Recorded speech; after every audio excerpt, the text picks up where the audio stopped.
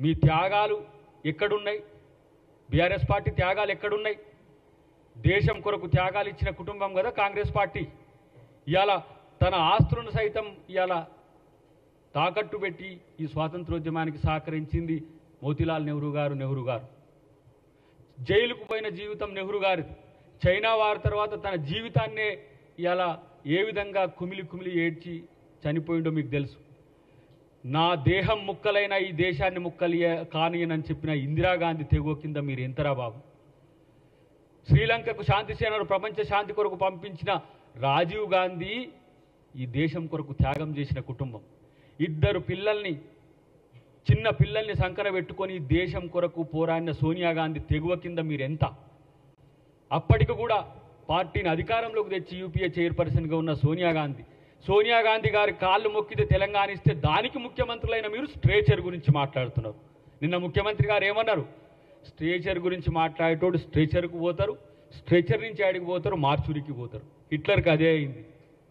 స్ట్రేచర్ గురించి మాట్లాడి హిట్లర్ ఏమైంది తెలుసా? చివరికి తనను తాను కాల్చుకొని చచ్చిండు కేసీఆర్. గుర్తుపెట్టుకో, నియంతల జీవితం చివరికి ఎక్కడికి వస్తుందో అది.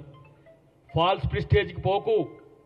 నీకు అధికారం ఇచ్చిన రోజేమో అందలం ఎక్కి కూర్చొని అందరినీ కూర్చోబెట్టి ఇలా స్పీకర్లను గౌరవించిండ్రా? మీరు ప్రజాస్వామ్యాన్ని గౌరవించిండ్రా? ఒక దళితుడైన సిఎల్పి నాయకుడుగా ఉన్న బట్టి గారి యొక్క అధికారాన్ని తీసేసింది ఎటుపోయింది?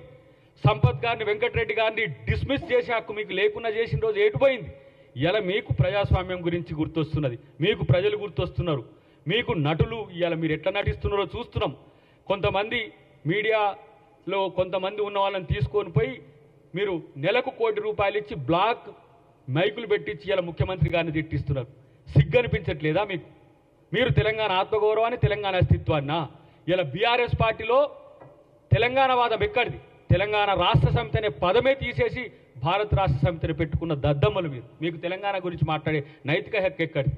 బడికి రానోడు ఇలా పాఠాలు చెప్తున్నాడు, అసెంబ్లీకి రానోడు ఇలా నల్లికుట్ల వేషాలు వేసుకుంటా సన్నాసులతో, దద్దమ్మలతో ఇలా ముఖ్యమంత్రి గారి నుంచి మొదలు పెడితే స్పీకర్ గారి వరకు ఇట్లా చేస్తున్న విషయం గుర్తుపెట్టుకొని తస్మాత్ జాగ్రత్త. తెలంగాణ సమాజం మీ స్ట్రేచర్ను పాతాళంలోకి తొక్కింది.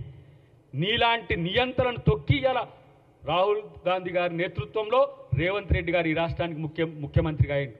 నీకు ఇంత క్రెడెన్షియల్స్ ఉన్నాయి, నేను తెలంగాణ తెచ్చిన, అది తెచ్చిన అని చెప్పి గఫాలు కొట్టుకున్నారు కదా. ప్రజలు ఎందుకు మిమ్మల్ని ఓడగొట్టినరో కనీసం ఆత్మపరిశీలన చేసుకోలేని, సిగ్గులేని మీ బతుకులకు ఇవాళ స్పీకర్ గారిని అనే స్థితి వచ్చిందా? దళితుడిని ముఖ్యమంత్రి చేస్తా అన్న నువ్వు ఇలా దళితుడు స్పీకర్గా ఉంటే కూడా ఓర్వలేని స్థితిలో మీ పార్టీ పరిస్థితి వచ్చింది. కాబట్టి మిత్రులారా, ఈ అవకాశం నాకు పార్టీ సుదీర్ఘకాలం నేను పనిచేసిన తర్వాత నన్ను గౌరవించి నా కుటుంబాన్ని నన్ను ఒక మంచి దృష్టితో చూసి నాకు ఇచ్చింది పార్టీకి.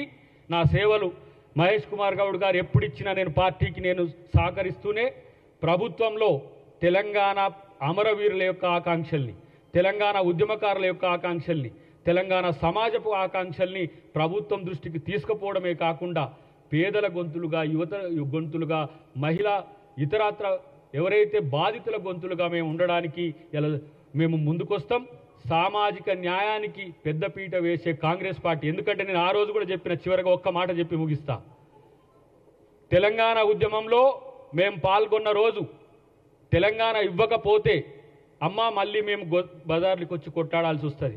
మీరు తెలంగాణ ఇవ్వమని మేము అడిగితే తెలంగాణ ఇచ్చిన తర్వాత జాయింట్ యాక్షన్ కమిటీ వాళ్ళందరినీ పిలిచి ఆమె మీరు రాజకీయ భవిష్యత్తును మాతో చూసుకోండి, మేము అవకాశాలు కల్పిస్తామంటే, అమ్మ మీరు తెలంగాణకు జీవితం ఇచ్చిన వాళ్ళు మా జీవితాలను మీకు మీ పార్టీకి ఇస్తామని చెప్పి వచ్చినాం. మాకు అవకాశాలు ఇచ్చింది, ఎమ్మెల్యేగా పోటీ చేయడానికి అవకాశాలు ఇచ్చింది. ఒకసారి టికెట్ ఇవ్వకపోయినా ఈ పార్టీని అధికారంలోకి చేసేందుకు మేము కూడా ఉడతాభక్తిగా సహకరించాలని అలా కొట్లాడినాం. ఈ రాష్ట్రంలో అమ్మకు బహుమతిగా ఈరోజు రాష్ట్రంలో కాంగ్రెస్ పార్టీని అధికారంలోకి తెచ్చినాం. ఈ పార్టీకి మా జీవితాలను వెచ్చించైనా సరే ఈ పార్టీని మళ్ళీ అధికారంలోకి తేవడమే కాదు, రేవంత్ రెడ్డి గారిని ముఖ్యమంత్రి చేసుకున్నట్టుగానే రేపు రాహుల్ గాంధీని ఈ దేశానికి ప్రధానమంత్రి చేయడానికి మేమందరం కూడా కంకణబద్ధులమై ఉండి మా శ్రమను, మా సమయాన్ని అంతా కూడా పార్టీకి ఇస్తామని చెప్పి పిసిసి గారికి ప్రత్యేక కృతజ్ఞతలతో థ్యాంక్ యూ వెరీ మచ్.